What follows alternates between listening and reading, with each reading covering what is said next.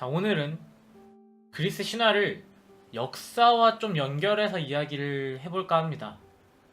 그리스 신화에서 가장 많이 알려진 신화적 전쟁으로 트로이아 전쟁을 꼽는데요.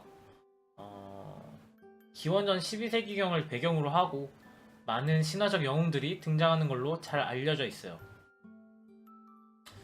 이 트로이 전쟁이 역사랑 가장 관련이 되게 깊은 게 트로이 전쟁의 이야기는 아카이아인과 트로이아인 간에 일어난 전쟁을 담고 있습니다. 대부분의 그리스 신들이 전부 다 참전을 했고, 제우스, 포세이돈, 헥토르, 아카이아의 세력엔 아가멤논, 오디세우스, 아킬레우스 이런 등등의 영웅들이 존재를 했는데요. 이 전쟁이 신화 속 전쟁으로만 알려져 있지만 사실 이제 1871년에 실제 있었던 전쟁이다 라는 게 밝혀졌죠. 이 트로이 전쟁에 관한 이야기를 쓴 호메로스의 이야기가 마냥 신화만은 아니라는 이야기예요. 많은 학자들이 이 아카이아인들이 속한 문명을 그리스 연합군을 고대 청동기 시대에 있었던 미케네 문명으로 꼽습니다. 보고 있어요. 그리고 이때가 이제 신화랑 역사가 거의 공존했던 시대라고 볼 수 있어요. 근데 그 이전부터 기원전 6000년부터 기원전 1200년쯤의 트로이까지 제우스가 살아있었다. 제우스가 계속 등장을 하기 때문에 제우스가 살아있었다라는 얘기를 합니다. 그런데 좀 현실적으로 보자면 제우스가 과연 실존 인물인가?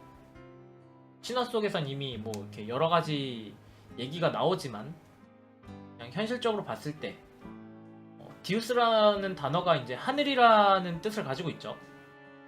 디우스라고 한 단어가 하늘이나 벼락이나 그런 걸 상징을 했고, 자연 종교를 믿던 그 당시 여러 나라의 그리스 연합국이, 왜냐면 그때도 그리스 연합국이 이제 수십 개에 달했었으니까요. 그 중에 이제 굉장히 말을 잘하는 어떤 반지의 제왕의 톨킨 같은 자기의 세계관이 있는 그런 사람이 내가 바로 디우스다. 내가 하늘에서 내려온 내가 신이다. 이렇게 말을 한 거죠. 추측을 해보자면.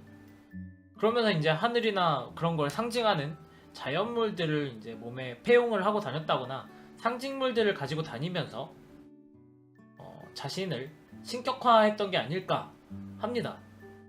이제 그런 걸 이제 사람들이 보니까, 그걸 본 사람들이 쟤가 그런 걸 해? 그럼 나도 전쟁의 신 할래. 내가 전쟁의 신 아레스야. 내가 사랑의 신 아테나다. 내가 미의 여신 아프로디테다. 이런 거를 했던 게 아닐까 싶어요. 그냥 현실적으로 보면 그런 식으로 이제 본인을 자연에 빗댄 그런 사람들이 나타나면서 어떻게 보면은 되게 오랜 기간 동안 5000년, 6000년이 지난 흐르는 그 세월 동안 신으로서 존재했던 게 아닐까, 그렇게 생각을 해볼 수도 있겠죠. 그리고 이제 이런 자연 종교들의 이야기도, 신화의 이야기도 원래는 다 끝이 있어야겠죠. 끝이 있기 때문에 원래는 신화가 어떻게 끝났는지를 좀 알아보려고 자료를 조사하기 시작했어요. 근데 조사를 하다 보니까 이 그리스의 신화가 어떻게 끝이 났는지 정확하게 알려진 게 없더라고요. 제가 못 찾은 건지 아니면 실제로 문서가 남아있지 않은 건지는 잘 모르겠지만, 그래서 제가 못 찾아서 약간 후회해서 이 신화의 역사적 배경에서부터 알아보자 해서 이야기를 몇 가지 준비했습니다. 그 이야기를 시작하기 전에 제우스의 이야기를 조금 더 해보자면, 신화 속 제우스는 기원전 12세기 트로이 전쟁에서 그리스 동맹군의 지휘관 아가멤논의 아버지의 아버지였어요. 그러니까 아가멤논이 제우스의 아들의 아들이었던 거죠. 그리고 아까 얘기해드린 미케네 문명 이전에 미케네 문명으로 인해서 멸망한 미너스 문명이 있었어요. 그리스랑 트로이랑 이제 사이에서 아래쪽에 있었던 섬인데, 이 크레타 섬에 있었던 청동기 시대 문명인데요. 지역의 이름을 따서 크레타 문명이라고도 얘기를 했어요. 이 크레타 문명은 기원전 3600년에서부터 1500년 정도까지 번성했던 문명입니다. 이 크레타 섬에 미노스 왕이 있었는데, 이 미노스 왕이 바로 제우스와 에우로페의 아들 중 하나입니다. 자연스럽게 연대 추정을 해보면 트로이 전쟁과는 3, 4세대 정도 차이가 있는, 떨어져 있는, 더 먼저 앞선 그런 시기인 걸로 이제 추정이 가능합니다. 이제 이 미노스 문명에 대한 이야기를 중점적으로 할 건데요. 이 미노스 문명에 미노스 왕이 있죠. 미노스 왕이, 이 미노스가 왕이 되기 전엔 그냥 미노스였을 거 아니야. 근데 미노스가 왕이 되기 전에 자기 형제들, 이제 제우스가 낳은 아들이 이제 3명이었던 거죠. 자기 형제들과 왕위를 놓고 경쟁을 했는데요. 이때 이제 미노스가 포세이돈에게 자기가 왕이 될 수 있도록 도와달라 라고 기도를 합니다. 제우스의 아들인데 왜 포세이돈에게 기도를 했을까요? 아무튼 포세이돈은 미노스를 지지한다는 증거로 하얀 황소를, 아주 잘생긴 수컷 하얀 황소를 크레타로 보내줬고요. 왕이 되고 나면, 네가 왕이 되고 나면 그 황소를 나에게 바쳐라 라고 얘기를 합니다. 그리고 사람들은 이 잘생기고 신기한 하얀 황소로 인해서 미노스를 왕으로 인정하죠.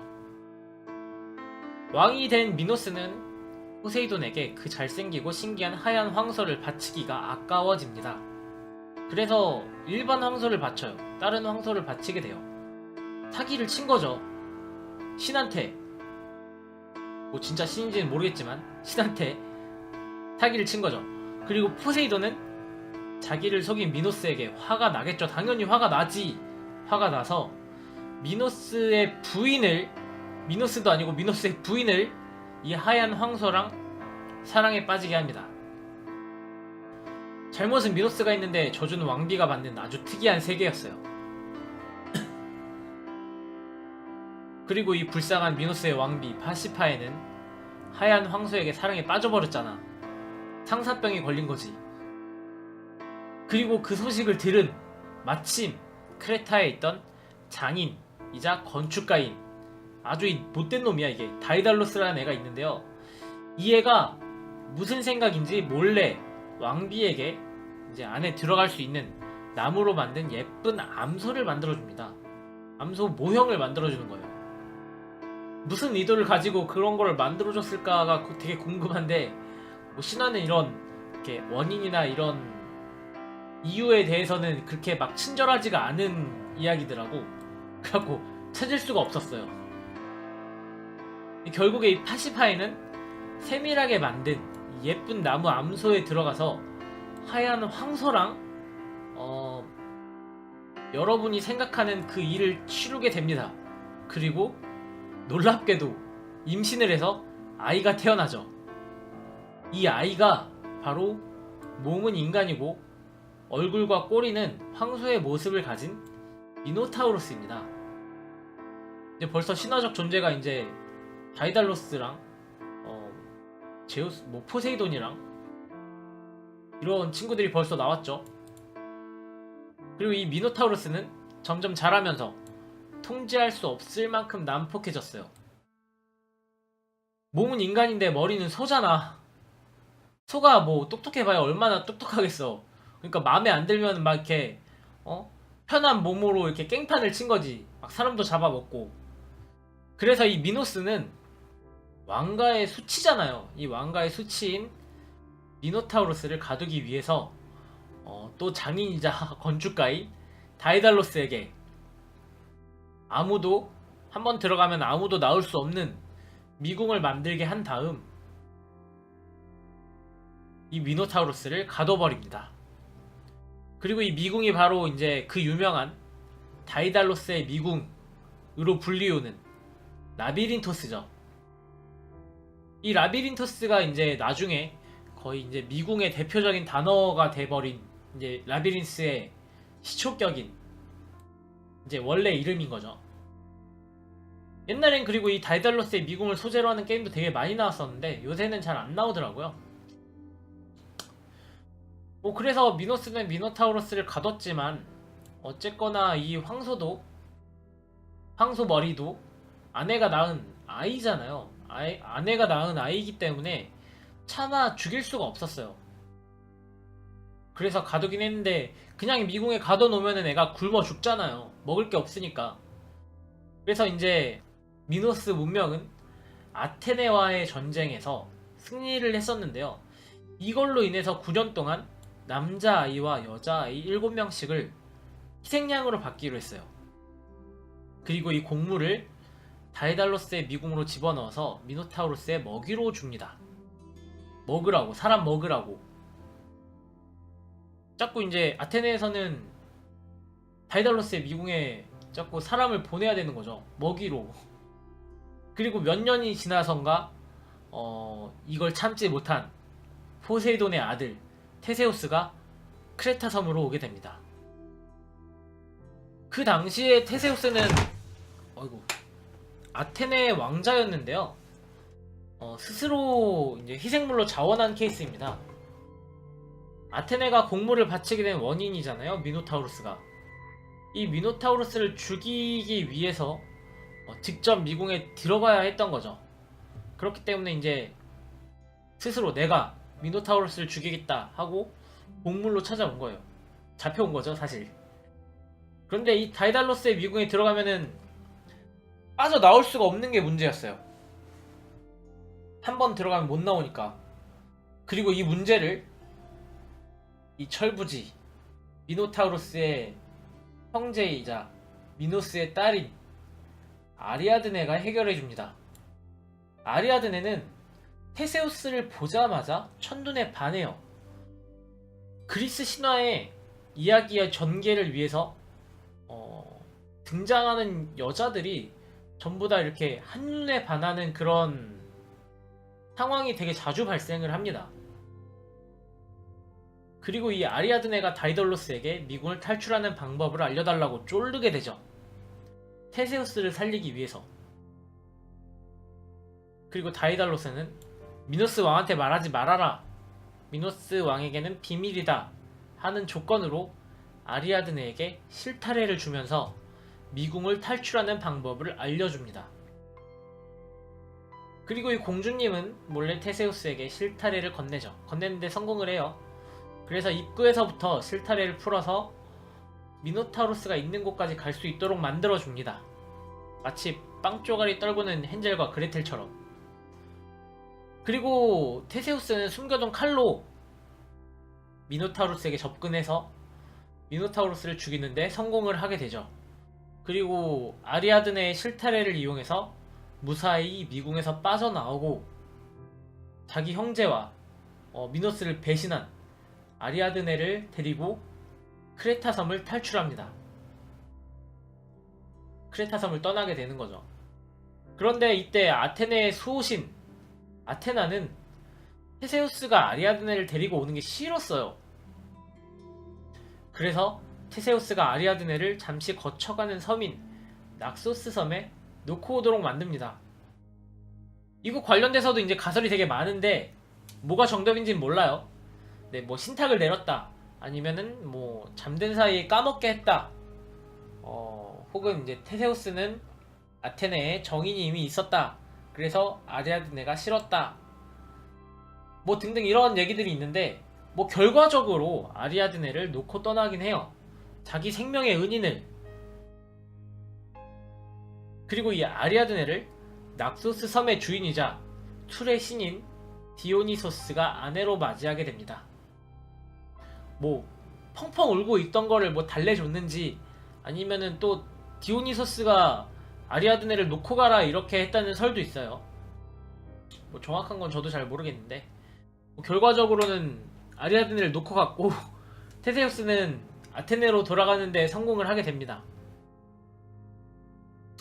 한편 어쨌거나 자기 애가 죽은 미노스가 있잖아요. 또 미노타우로스의 죽음에 미노스 왕이 되게 빡이 친 거죠. 아리아드는 도망갔고, 그래서 이 죽음에 다이달로스가 관련이 돼 있다는 것을 알게 돼요. 알게 돼서 다이달로스랑 그의 아들 이카로스를 아주 높은 탑 안에 가둬버립니다.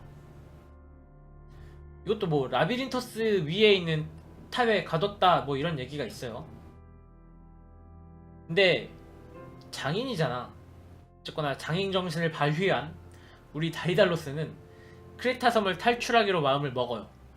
그리고 갇혀있는 탑에 가끔 들어오는 새들의 깃털을 하나씩 모아서 양초의 밀랍을 바르고 실로 엮습니다. 실로 엮어서 날개를 만들어요. 이제 미노스 왕은 이게 되게 오래 걸렸을 거 아니야.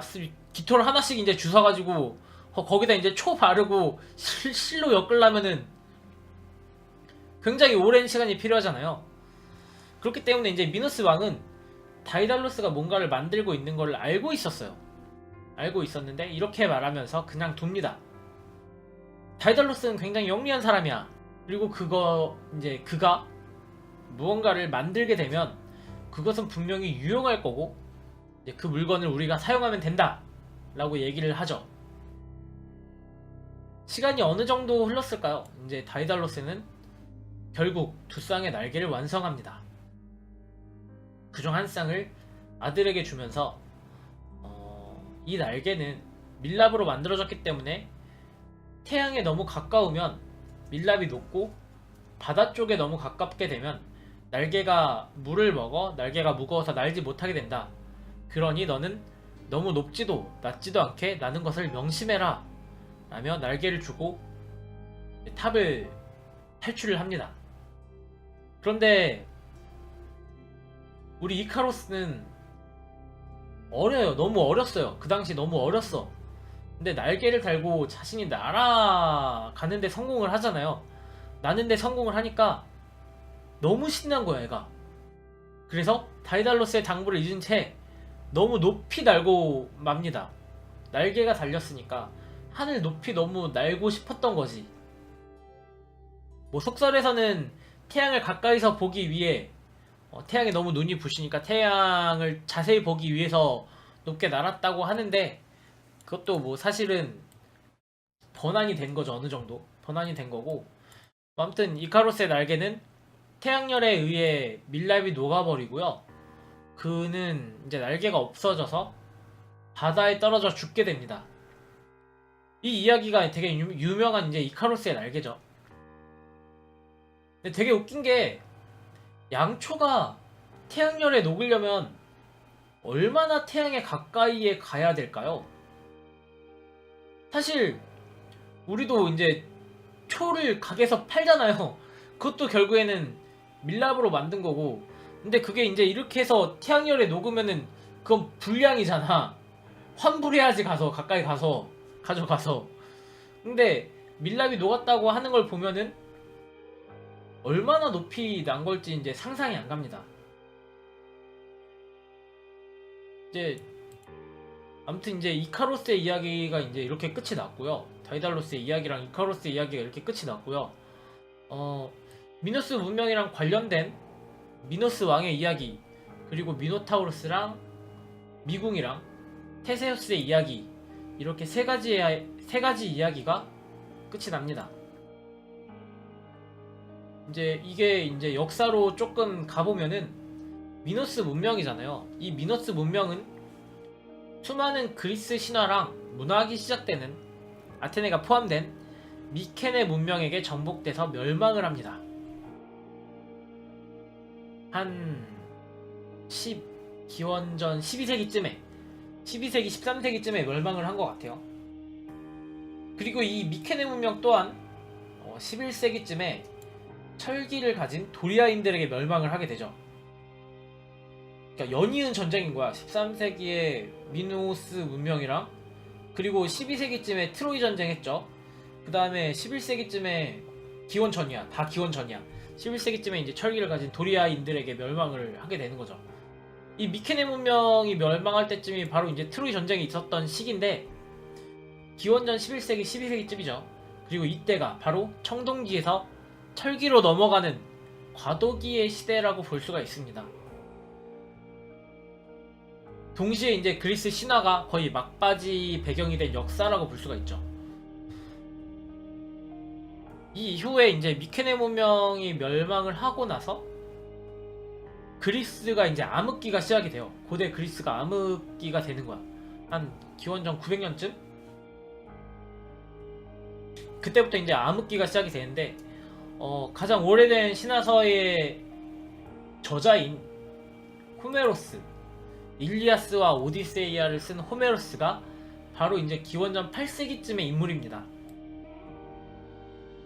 이 호메로스의 이야기가 연대 추정이 가능한 게 되게 많이 없는데 이 사람이 기원전 8세기쯤의 사람이잖아요.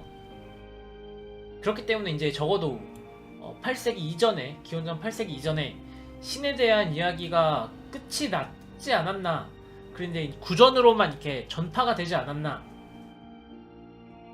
하는 걸 이제 추측을 할 수가 있게 되죠. 아무튼 이렇게 미너스 문명의 역사와 관련된 이야기를 조금 모아봤습니다. 그리고 이제 전체적인 간략한 흐름, 역사의 흐름을 같이 알아봤고요. 이야기를 모으면서 올림푸스 시대의 끝에 대한 내용을 알게 됐는데요. 기원 후 2, 3세기쯤에 기독교가 득세를 하게 됩니다. 기원 전, 기원 후가 이제 벌써 이제 비포 크리스트, 애프터 크리스트잖아요. 서기인 거죠. 기원 후 2, 3세기쯤에 예수가 태어나고 200년에서 300년이 지난 거지. 이때쯤에 기독교가 완전히 득세를 하게 되면서 올림푸스랑 예수의 라이벌 구도가 생깁니다. 라이벌 구도가 생겨서 정말 피 터지게 싸워요. 그리고 이 전쟁이, 종교 전쟁이 기원 후 5세기, 6세기 정도에 기독교가 완전히 이기게 되면서 그리스 신화가 박살이 납니다. 이단이 된 거죠, 이단. 그렇게 돼서 올림포스 신들이 완전 멸망을 했다. 이제 자신을 내가 신이다 라고 칭하는 사람이 없어진 거예요. 내가 뭐 하늘이다, 내가 번개다, 이렇게 칭하는 사람이 이제 없어진 거죠. 그렇게 올림푸스 신족이라 그래야 되나? 신족들이 멸망을 하게 되는 거예요. 준비한 이야기는 이제 모두가 끝이 났고요. 근데 이걸 하다 보니까 뭐 게임이랑 관련된 것도 아니고 뭐 영화랑 관련된 것도 아니고 제가 뭐 역사에 막 밝은 것도 아니고 신화에 막 엄청, 내가 신화를 엄청 파가지고 신화에 밝은 것도 아니고, 물론 북구 신화는 제가 좀 이게 취향이긴 한데 뭐 이렇게 약간 구멍이 뚫려 있는 이 이야기들을 어떻게 더 이어나가야 될지는 잘 모르겠더라고요. 그래서 반응을 보고 여기까지만 할지 아니면은 뭐 조금 더 신화나 역사들을 파서 컨텐츠를 만들어 볼지 좀 고민을 해보도록 하겠습니다. 약간 구멍이 좀 있는 이야기지만 재밌으셨다면 좋아요랑 구독 부탁드리고요. 오늘은 일단 여기까지 할게요. 빠이. 끝입니다.